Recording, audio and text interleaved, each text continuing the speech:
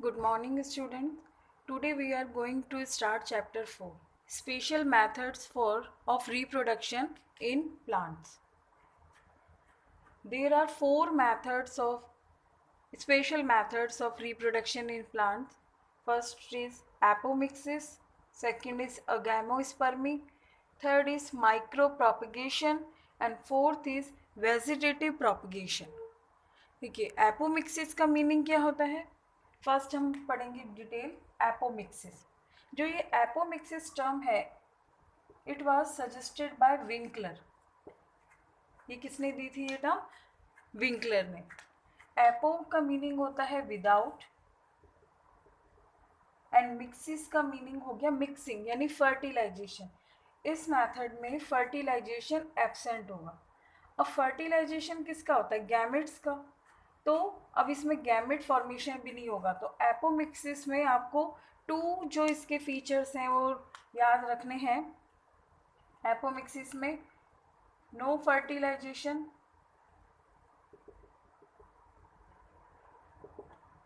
And no meiosis. Clear?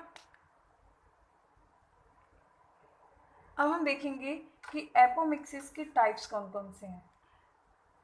यहाँ पर ये जो एपोमिक्सिस के जो टाइप हैं ये अलग अलग साइंटिस्ट ने सजेस्ट किए थे. जैसे हम पढ़ रहे हैं अकॉर्डिंग टू पंचानन माहेश्वरी.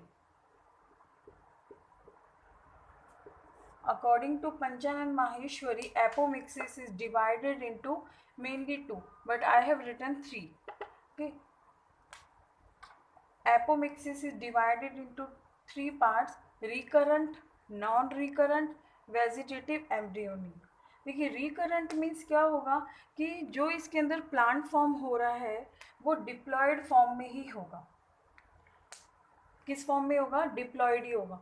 तो डिप्लॉयड का मीनिंग है जो वो प्लांट फॉर्म होगा वो एबनॉर्मल मेथड से, यानी जो मेथड होता है जनरली प्लांट्स में तो वो फॉलो ना होके किसी अदर मेथड से ये 2N प्लांट बन जाएगा. और वो 2N प्लांट आगे वेजिटेटिव प्रोपगेशन से जो भी आगे भी रिप्रोडक्शन करेगा. तो ये आगे भी रिप्रोड्यूस हो सकता है. So this method is known as recurrent. और प्लांट कैसा फॉर्म होता है? डिप्लॉयड. नॉन रिकरेंट का मीनिंग है कि इसमें जो प्लांट फॉर्म होगा वो हैप्लॉयड बनेगा, यानी उसमें जो सीड होगा वो कैसा है? हैप्लॉयड. Haploid embryo. तो हैप्लॉयड एम्ब्रियो जो होगा वो आगे डेवलप भी नहीं होगा. जो नॉर्मल जो होना चाहिए, जो प्लांट हैप्लॉयड बनेगा तो वो आगे रिप्रोडक्शन नहीं करेगा क्योंकि उसमें क्रोमोसोम नंबर कैसे होंगे? हाफ होंगे. हैप्लॉयड मीन्स क्या होता है? Half number of chromosome. तो जो भी उसमें इसके जो रूट, स्टेम, लीव्स जो पार्ट्स होंगे उनमें क्रोमोसोम नंबर हाफ होगा. तो नॉन रिकरेंट मीन्स ये फर्दर क्या नहीं कर सकता? रिप्रोडक्शन नहीं कर सकता. So it is called non recurrent. Vegetative embryony means हो गया कि एम्ब्रियो का फॉर्मेशन तो होगा बट कहाँ से हो रहा है? वेजिटेटिव पार्ट से. अब हम जो डिटेल स्टडी अभी स्टार्ट करते हैं. First is recurrent apomixis is divided into 2 parts: generative apospory and somatic apospory. क्या मीनिंग है? Generative apospory and somatic apospory. यानी इसमें आपको क्या बात याद रखनी है कि जो प्लांट फॉर्म हो रहा है वो डिप्लॉयड होगा. नॉन रिकरेंट जो एपोमिक्सिस है इस also divided into 2 parts: haploid parthenogenesis and haploid apogamy. वही सेम अभी बताया कि जो प्लांट होगा वो कैसा होगा? हैप्लॉयड. बट ये जो है haploid apogamy is very rare है. ये बहुत ही कम प्लांट्स में, यानी बहुत कभी कभी ये केस होगा. तो अभी हम पढ़ते हैं. फर्स्ट इज जनरेटिव एपोस्पोरी क्या है. देखिए फर्स्ट इसमें मेथड है जेनरेटिव एपोस्पोरी. जेनरेटिव मीन्स यहाँ पर क्या हो गया कि बनेगा वो एग सेल से एम्ब्रियो. अभी हम देख लेते हैं. जैसे ओव्यूल के आपने 3 पार्ट्स पढ़े हैं मेनली: इंटीग्यूमेंट, देन उसके अंदर क्या होता है? न्यूसेलस, और न्यूसेलस के अंदर क्या होती है? Sporogenous tissue. फिर कोई एक स्पोरोजेनस सेल है वो डिफ्रेंशिएट होती है and act as megaspore mother cell. और मेगा स्पोर मदर सेल की प्लॉइडी क्या होती है? 2N. ये किससे डिप्लॉयड, ये किससे सब डेवलप होते हैं? आर्चीस्पोरियल सेल से।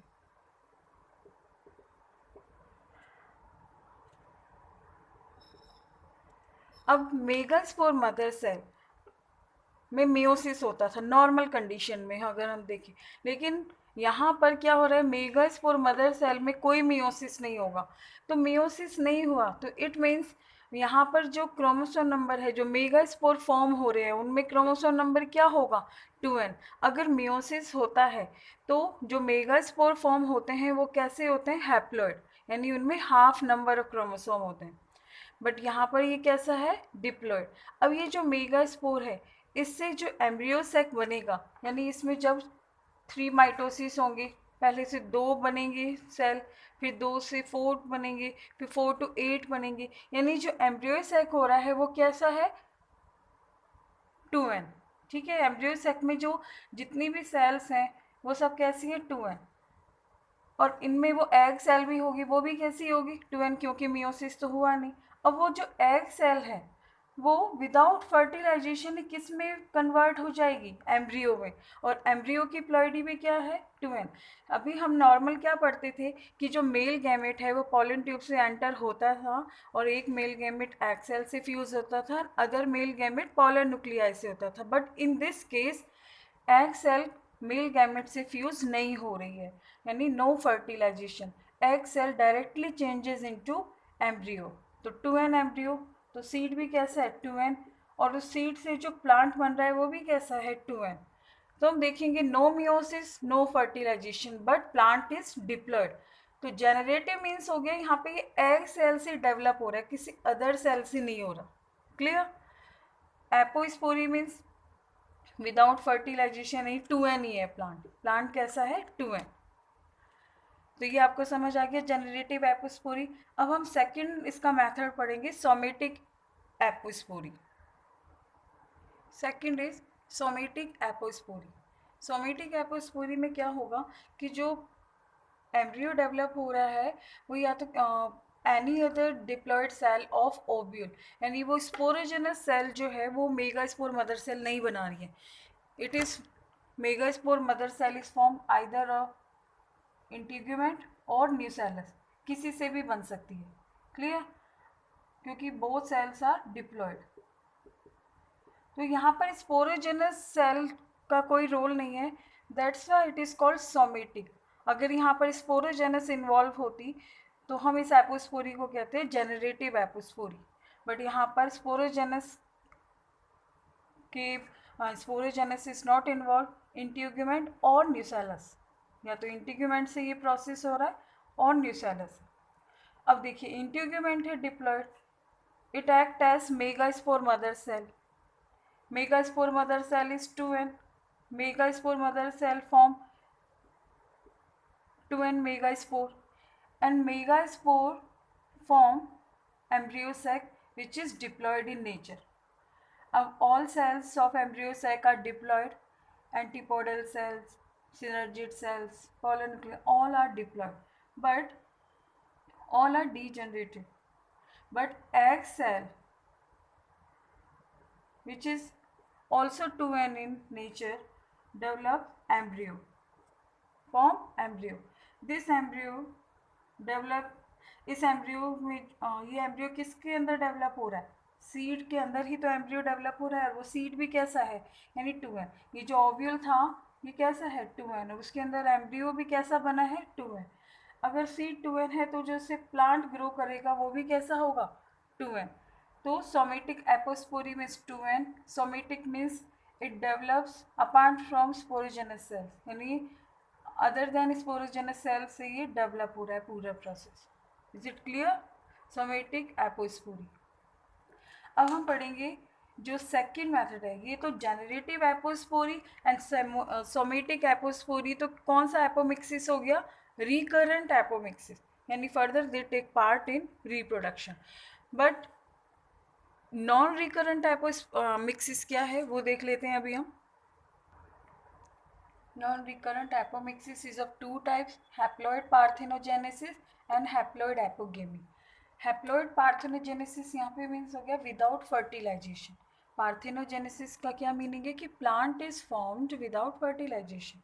बट ये देखिए जो एम्ब्रियो सैक है ये नॉर्मल है, यानी इसमें मेगास्पोर जो था वो हैप्लॉइड था। मेगास्पोर जो haploid megaspore undergoes 3 mitotic division and form 8 nuclei, egg cell, 2 synergids, 3 antipodal and 2 polar nuclei. यानी यहाँ पर जो एम्ब्रियो सैक है वो नॉर्मल ही था।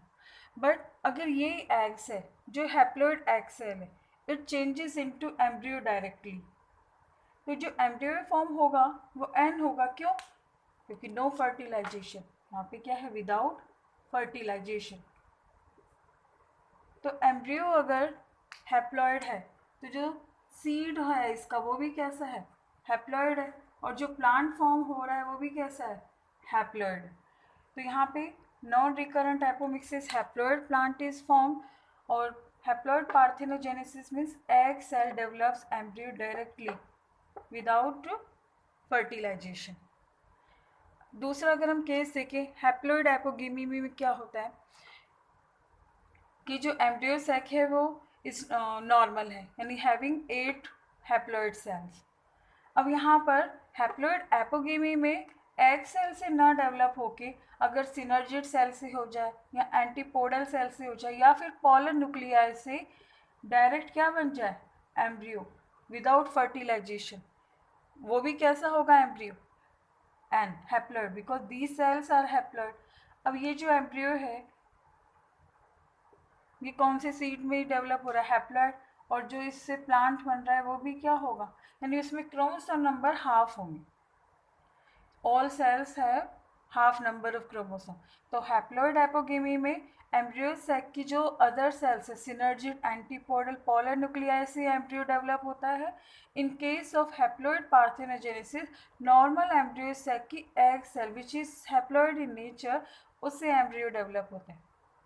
क्लियर? अब जो थर्ड है, अब हम थर्ड मेथड पढ़ेंगे। ये वाला जो हैप्लॉइड एपोगेमी है ये तो रेयर है, ये धतूरा में मिलता है, और भी मैं एग्जांपल इन सब के भी बता देती हूँ। अब हम जो थर्ड है वो भी पढ़ लेते हैं, वेजिटेटिव एम्ब्रियोनी। एडवेंटिशियस एम्ब्रियोनी, इसको वेजिटेटिव एम्ब्रियोनी भी कहते हैं।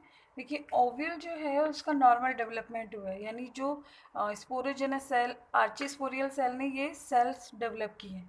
बट यहाँ पर न्यूसेलस और इंटीग्यूमेंट मेगास्पोर मदर सेल की जैसे एक्ट नहीं कर रही है, जैसा हमने किस में पढ़ा था, सोमेटिक एपोस्पोरी में पढ़ा था। वहाँ पे न्यूसेलस और इंटीग्यूमेंट कैसा एक्ट कर रही थी, एज मेगास्पोर मदर सेल, और फिर मेगास्पोर का फॉर्मेशन कर रही थी। बट इन केस यहाँ पर क्या है कि जो ओव्यूल है उसमें यही तीनों पार्ट्स हैं, और न्यूसेलस जो हम नॉर्मल ओव्यूल पढ़ते हैं, न्यूसेलस और इंटीग्यूमेंट अगर किसका फॉर्मेशन करने लग जाए, आइदर न्यूसेलस और इंटीग्यूमेंट। क्लियर? कि न्यूसेलस और इंटीग्यूमेंट या इनमें से किसी से एम्ब्रियो डेवलप हो जाए तो ये सेल्स जो हैं ये डिप्लॉयड हैं, तो एम्ब्रियो भी कैसा होगा, डिप्लॉयड, सीड भी कैसा होगा, डिप्लॉयड, और प्लांट कैसा बना, डिप्लॉयड। कई बार क्या होता है कि nucellus and integument both start producing embryo, तो यहाँ ये भी एम्ब्रियो फॉर्म करता है, ये भी और ये भी, तो वो केस हो जाता है फिर पॉली एम्ब्रियोनी। एडवेंटिशियस एम्ब्रियोनी को स्पोरोफाइटिक एपोमिक्सिस कहते हैं। It is also known as sporophytic apomixis. इसके 3 नेम्स हो गए, adventitious embryony, vegetative embryony, sporophytic apomixis.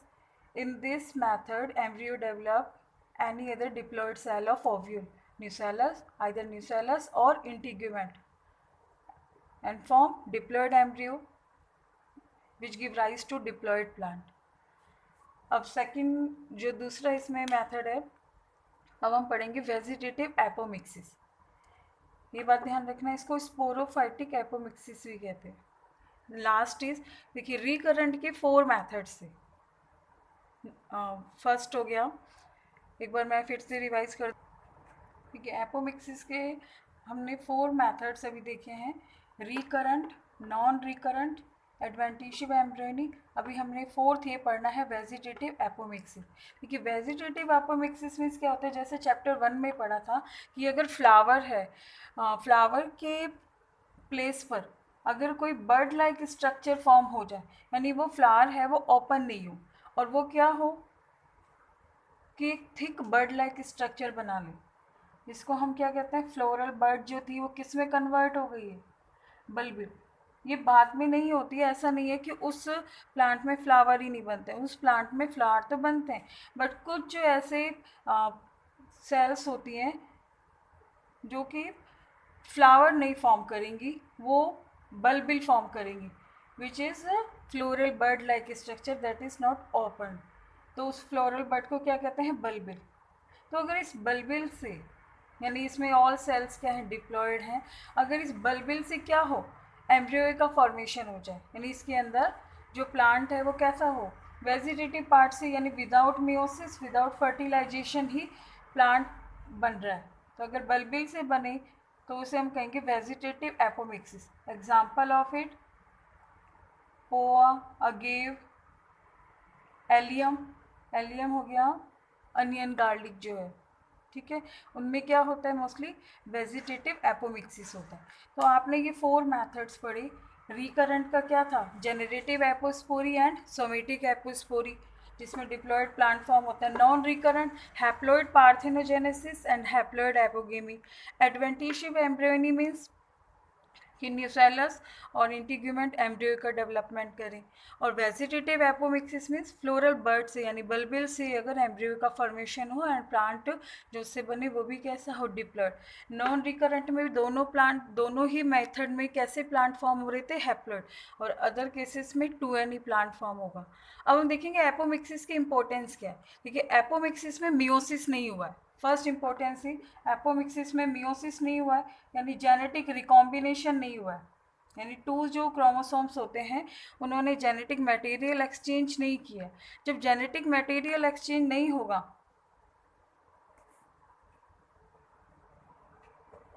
तो मियोसिस, तो वेरिएशंस भी नहीं आएंगे, यानी जो करेक्टर पेरेंट प्लांट के हैं एग्जैक्ट करेक्टर किस में आएंगे, प्रोजेनी में। तो ये एक एपोमिक्सिस की इम्पोर्टेंस होगी। सेकंड इज कि इसमें जो आपको पता ही है कि जो पेरेंट प्लांट के जैसे एग्जैक्ट कॉपी मिल रही है, अगर मान लीजिए कि पेरेंट प्लांट है उसमें सुपीरियर करेक्टर है, अगर वो सुपीरियर करेक्टर मान लीजिए पहले किसी 2 वैरायटी से फॉर्म हुए हों, वो सुपीरियर करेक्टर किससे फॉर्म हुए, 2 वैराइटीज से, जैसे ए और बी। इधर देख लीजिए, मान लीजिए कोई प्लांट फॉर्म हुआ है, उसमें पहले रिप्रोडक्शन हुआ होगा सेक्सुअली, तो वो प्लांट में दोनों के करेक्टर थे ए एंड बी। बट अब ये प्लांट है, अगर इसमें एपोमिक्सिस हम फॉलो करें, यानी पहले तो ये एपोमिक्सिस नहीं, नॉर्मल कंडीशन से ये प्लांट बना है, अगर इसमें एपोमिक्सिस फॉलो करें तो इस प्लांट के ये जो करेक्टर्स हैं ये मेंटेन ही रहेंगे, यानी हाइब्रिड विगर। इसे हम कहते हैं कि अगर हमने कोई भी प्लांट इस तरह से फॉर्म किया कि 2 सुपीरियर क्वालिटी लेके किया, 2 सुपीरियर क्वालिटी इसमें आई है, हाइब्रिड विगर, उसे हम कहते हैं hybrid vigour. Hybrid means 2 different species या 2 different varieties. Hybrid vigour means कि उनमें ये दोनों जीन्स आए हैं, तो वो प्लांट भी कैसा होगा, उसमें ये मेंटेन ही रहेगा। अगर कोई प्लांट है विदाउट फर्टिलाइजेशन फॉर्म हो रहा है, यानी उसमें किसके जीन आ रहे हैं, मदर जीन आ रहे हैं, तो वो कौन सा इफेक्ट है जो मेंटेन कर रहा है, मैटरनल इफेक्ट। क्लियर। तो फर्स्ट हमने इंपॉर्टेंस पढ़ी, नो मियोसिस यानी no recombination and no unwanted undesirable, उसमें कोई भी चेंजेस आएंगे। सेकंड इज कि प्लांट की जो हाइब्रिड विगर है, यानी प्लांट की जो डिज़ायरेबल वेराइटीज़ हैं उसे हमने मेंटेन रखा एपोमिक्सिस से। थर्ड है, कोई प्लांट है जिसमें मैटरनल जो प्लांट है, मदर प्लांट है, वो सुपीरियर है, तो अगर विदाउट फर्टिलाइजेशन और विदाउट म्यूसिस इसे रखेंगे तो ऑल जो इफ़ेक्ट्स आएंगे, ऑल जीन्स किसके ट्रांसफ़र हो रहे हैं, ओनली मैटरनल, बिकॉज पॉलिनेशन नहीं हुआ है यहाँ पे, तो यहाँ पर मेल प्लांट के कोई भी करेक्टर नहीं है, इसमें सब क्या है, मैटरनल इफेक्ट है। तो ये थी एपोमिक्सिस की इम्पोर्टेंस। तो यहाँ पर अब हम कल पढ़ेंगे agamospermy, micro propagation and vegetative propagation has, आपने फर्स्ट चैप्टर में मैंने आपको पढ़ा दिया था। तो tomorrow we will discuss about agamospermy and micro propagation. Thank you very much.